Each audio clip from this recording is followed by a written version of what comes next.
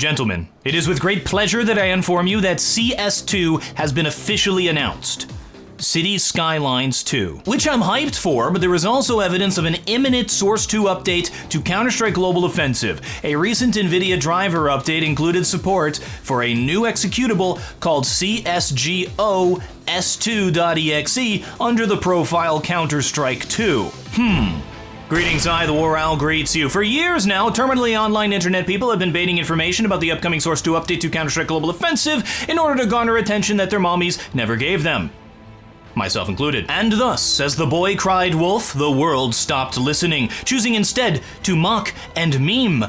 Until today, for I smell the unmistakable stench of wolf in the air, his howl piercing the cold night. About a week ago, the official Global Offensive Twitter page began changing its banner picture to different versions of a new Counter-Strike logo that they recently got a new trademark for. By the way, the term Global Offensive does not appear here. Then we got the NVIDIA leak, the CSGO S2.exe, clearly Counter-Strike Global Offensive Source 2. Valve is very secretive with their development. I don't think that they would have done this unless they were doing some kind of external closed beta, or we're ramping up for an open beta. So what's going on here? Well, a number of years ago, Valve created a new game engine called Source 2. It's the engine that Half-Life Alyx runs on. I think they want to use this engine in all of their projects, starting with Dota 2, which has always been kind of a testing ground for new stuff. Instead of making a Dota 3 on the new engine, they just ported over the existing game to the Source 2 engine. I think that's what's happening here with Global Offensive, an engine update, and the gameplay will remain relatively unchanged. As far as I can tell, and from conversations that I've had with mappers and modders and developers and stuff like that, the Source 2 engine is more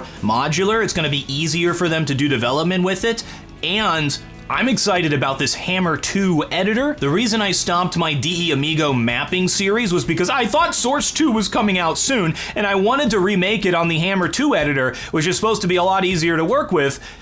That was years ago. There are some potential negatives with a new engine update. Anytime you have new software, there's gonna be bugs, okay? And it's gonna take a while for them to fix it. Unfortunately, gamers don't have a good reputation for being patient with these sorts of things. Also, everything that modders have been working on will probably just break instantly.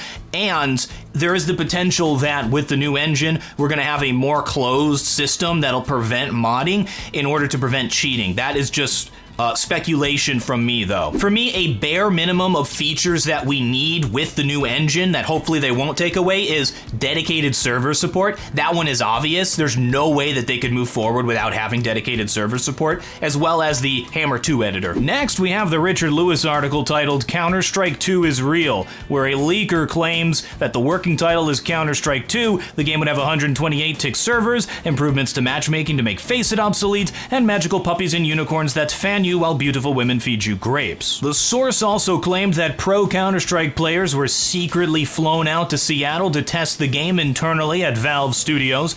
Please stop using me as evidence of this being true. I'm just a gamer, okay? I don't have any inside information.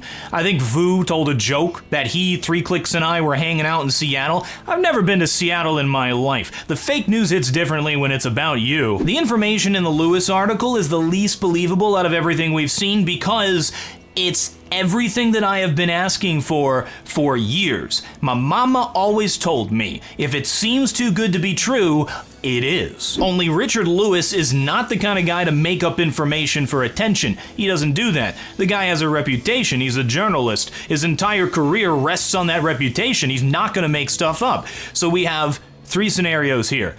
The leaker's real and all that information is true, which, oh my gosh. Number two, the leaker is trolling Lewis. I think we can rule that out because I don't think Lewis would fall for that. Or three, the leaker is being genuine but is misinformed and misunderstanding a few things. I think that is the most likely scenario. Based on everything, I am predicting there is a 98% chance that Source 2 for Global Offensive will be announced soon. The one thing that I am just done with is the stupid trolling around Source 2. It may have been funny a few years ago, the first few times.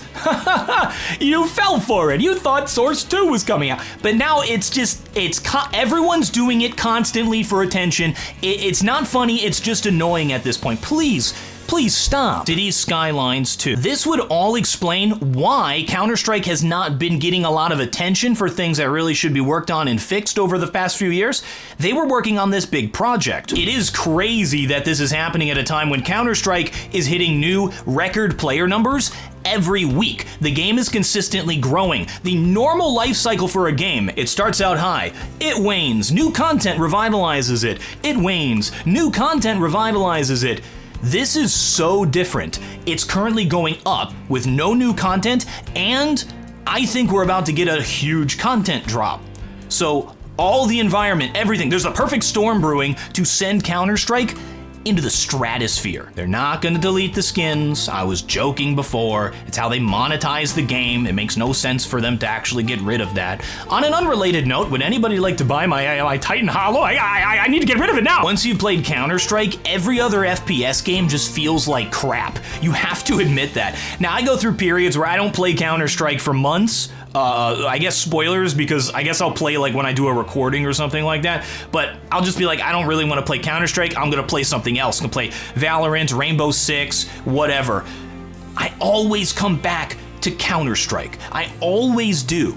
It always brings me back. So, Valve Software, we're ready. We've been waiting. Thank you folks very much for watching. I'm TheWarOwl, and I still have no closer.